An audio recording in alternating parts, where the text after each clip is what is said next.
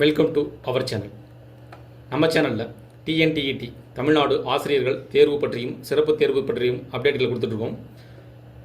இன்றைய தினம் 2026ஆம் ஆண்டு மார்ச் மாதம் 27ஆம் தேதி சற்று முன் டிஎன்டிஇடி சிறப்பு தேர்வு பேப்பர் 2 எழுதக்கூடிய ஆசிரியர்கள் விண்ணப்பிக்கக்கூடிய ஆசிரியர்கள் தெரிந்து கொள்ள வேண்டிய 12 முக்கிய தகவல்கள் தான் இந்த வீடியோவில் நமக்கு பதிவாக அப்டேட் பண்ணியிருக்கோம்.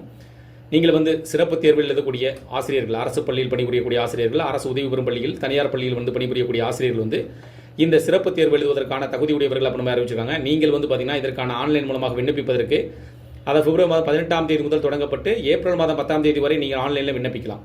இந்த முறை பார்த்தீங்கன்னா நீங்கள் ஆசிரியர் என்பதை உங்களுடைய சில வகையான ஆவணங்களை சமர்ப்பிக்க வேண்டும் அப்படின்ற மாதிரி குறிப்பிடப்பட்டது. அப்புறம் ஆவணங்கள் பதிவு அது உங்களுடைய கொடுக்கக்கூடிய ஆவணங்கள் குறைக்கப்பட்டது.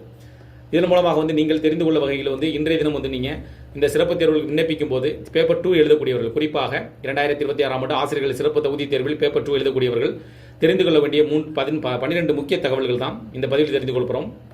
நீங்கள் குறிப்பாக அரசு பள்ளியில் பணிபுரியக்கூடியவர்கள், தனியார் பள்ளியில், அதேபோல் அரசு உதவி பெறும் பள்ளியில் பணிபுரியக்கூடிய ஆசிரியர்களாக இருந்து 2026ஆம் ஆண்டு சிறப்பு ஆசிரியர் தகுதி தேர்வுக்கு விண்ணப்பிப்பவராக இருந்தால் அனைவருக்கும் ஆசிரியர் தகுதி தேர்வு 2026 சிறப்பு தேர்வு என அறிவிக்கப்பட்டிருக்கு. இதன் மூலமாக பேப்பர் 1 மற்றும் பேப்பர் 2 தாள் 1 மற்றும் தாள் 2 விண்ணப்பிப்பதற்கான கடைசி தேதி பார்த்தீங்கன்னா ஏப்ரல் மாதம் 10ஆம் தேதி என குறிப்பிடப்பட்டிருக்கு. அதனால் இந்த ஏப்ரல் மாதம் 10ஆம் தேதிக்குள் நீங்கள் இணையதளத்தின் மூலமாக ஆன்லைன் மூலமாக நீங்கள் உங்களுடைய அப்ளிகேஷன் நீங்கள் விண்ணப்பிச்சிருக்கணும்.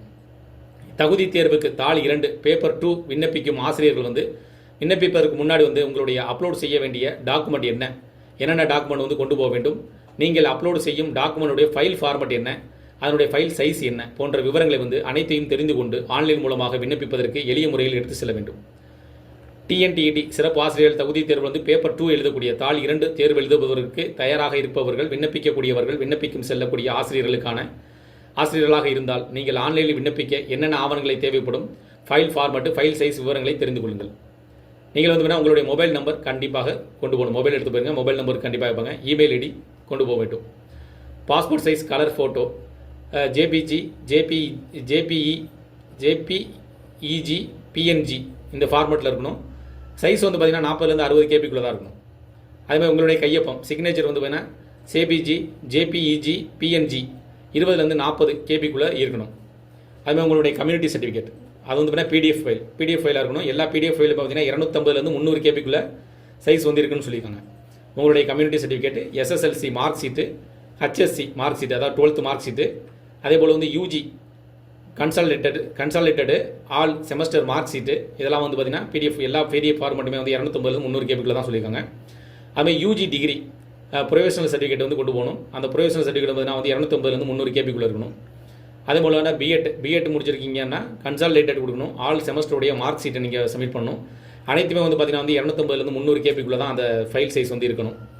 அதே போல் பார்த்தீங்கன்னா BEd degree professional certificate submit பண்ணணும். அதோட டிஆர்பி வெளியிட்டு உள்ள சர்வீஸ் சர்டிஃபிகேட்டு, அதாவது டிஇஓ, சிஇஓ கையொப்பத்துடன் இருக்க வேண்டும். அந்த சைஸ் எல்லாமே பிடிஎஃப் தான். பிடிஎஃப் ஃபைல் எல்லாம் பார்த்தீங்கன்னா 250லேருந்து 300 கேபியில் கொடுத்துருங்க. அதனால் நீங்கள் அனைத்து தகவல்களையும் விவரங்களையும் சேகரித்து அதன் மேலே நீங்கள் ஆன்லைன் மூலமாக விண்ணப்பிப்பது எளிதாக இருக்கும். இந்த தகவல் உங்களுக்கு பயனுள்ளதாக இருந்துச்சு அந்த வீடியோக்கு லைக் பண்ணுங்கள். மீண்டும் இதே உள்ள பயனுள்ள தகவலை சந்திக்கலாம். நன்றி.